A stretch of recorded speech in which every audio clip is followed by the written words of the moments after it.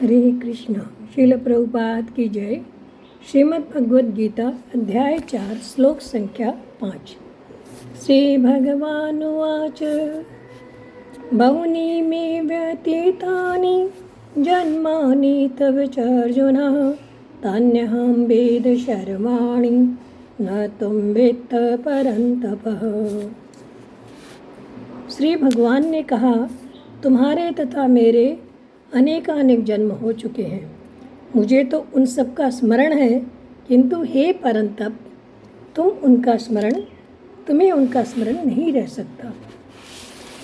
तो हमने देखा तीसरे श्लोक में अर्जुन महात्मा को भगवान ने भक्त और प्रिय सखा कहा था। इसीलिए अर्जुन महात्मा अपने हृदय की बात भगवान से निसंकोच होकर पूछ रहे हैं और उनके जन्म रहस्य को जानने की प्रबल जिज्ञासा उत्पन्न कर रहे हैं।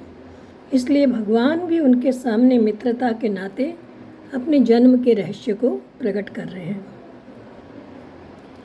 अर्जुन के प्रश्न के उत्तर में अपना अवतार रहस्य प्रकट करने के लिए भगवान पहले अपनी सर्वज्ञता का दिग्दर्शन कराते हैं। तो ये नियम है कि जब कोई श्रोता प्रबल जिज्ञासा करता है तो वक्ता को उसकी शंका का समाधान करना होता है।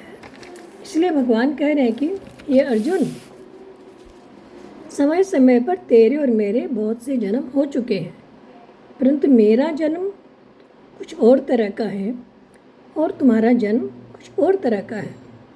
तात्पर्य है कि मेरे और तुम्हारे बहुत सारे जन्म हो चुके हैं, फिर भी दोनों के जन्म में अलग अलग प्रकार है, अलग अलग भाव है।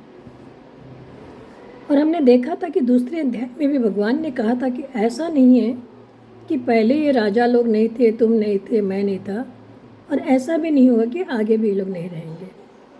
तो इसका मतलब ये हो कि भगवान और उनका अंश जीवात्मा दोनों ही अनादि हैं और नित्य है, निरंतर रहने वाले हैं।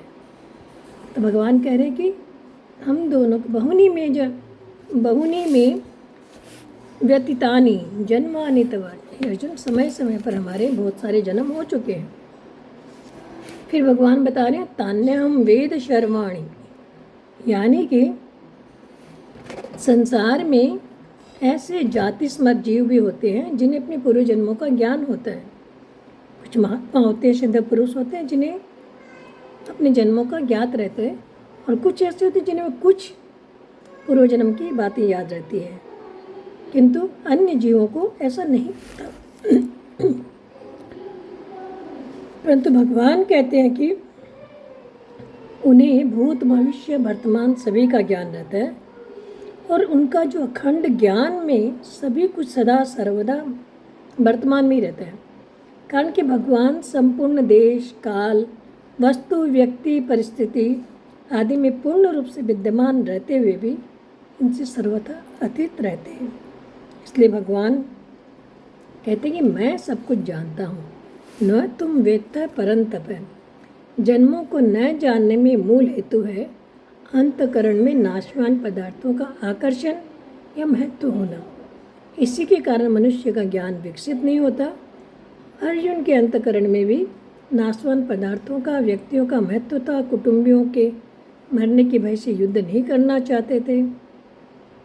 और पहले के अध्याय में अर्जुन ने कहा था कि हमारे राज्य भोग और सुख की इच्छा है, वे ही है कुटुंबीय हमारे प्राणों की धन की आशा छोड़कर युद्ध में खड़े हैं। तो इससे सिद्ध होता है कि अर्जुन के मन में राज्य भोग और सुख की चाह न थी। अतः नाशवान पदार्थों की कामना होने के कारण वे अपने पूर्व जन्मों के अभ्यास को याद नहीं रख सकते थे। यद्यपि अर्जुन को एक परंतप कहा गया, शक्तिशाली वीर के रूप में संबोधित किया गया जो शत्रुओं को दमन कर सकता है, किंतु विगत जन्मों में घटी हुई घटना को स्मरण रखने में अक्षम है। अर्जुन महात्मा सक्षम नहीं है। तो भौतिक दृष्टि से जितने भी उन्नत हो जाए, कितने ही बड़े क्यों न हो जाए, लेकिन हम परमेश्वर की, भगवान की समता नहीं कर सकते। अर्जुन महात्मा समय समय पर भगवान के नित्य सखा होने के कारण भगवान के पार्षद के रूप में भगवान के अवतार के साथ अर्जुन महात्मा भी अवतार लेते हैं, परंतु भगवान सब कुछ याद रख सकते हैं, स्मरण रख सकते हैं, पर हम जीव जो है नहीं स्मरण रख सकते। यही भगवान बता रहे हैं। हरे कृष्णा।